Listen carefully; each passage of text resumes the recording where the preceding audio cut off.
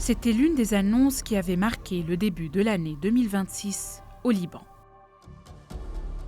Celle qui devait enfin apporter une réponse concrète à la crise des déplacés syriens qui pèse sur le pays depuis près de 15 ans.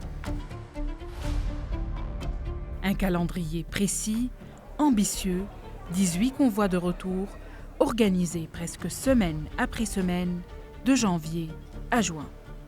La réalité, elle, a très vite divergé et le plan est devenu concrètement inapplicable.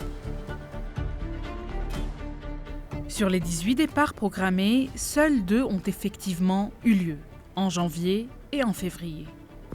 Depuis, plus aucun convoi collectif n'a quitté le Liban dans le cadre de ce dispositif officiel.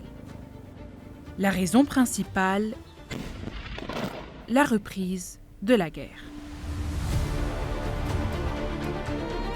Le 2 mars 2026, les hostilités entre Israël et le Hezbollah éclatent à nouveau, mettant fin au cessez-le-feu conclu en novembre 2024. Les opérations sont immédiatement suspendues pour des raisons de sécurité.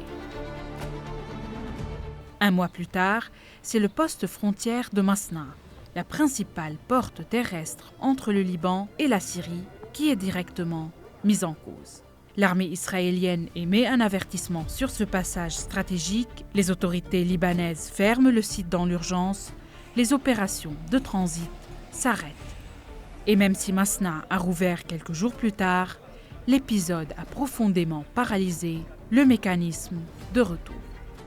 Face à l'effondrement du dispositif collectif, beaucoup de Syriens ont alors choisi de partir par leurs propres moyens.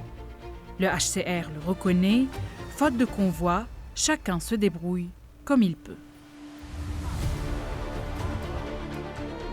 L'agence onusienne accompagne ces départs en fournissant une aide de $100 par personne, des informations sur les documents nécessaires et un suivi à l'arrivée en Syrie.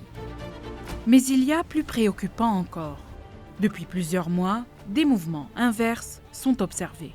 Selon les organisations présentes sur le terrain, de nouveaux Syriens arrivent au Liban, fuyant les tensions communautaires, les violences et la crise économique qui sévit toujours en Syrie, malgré le changement de régime.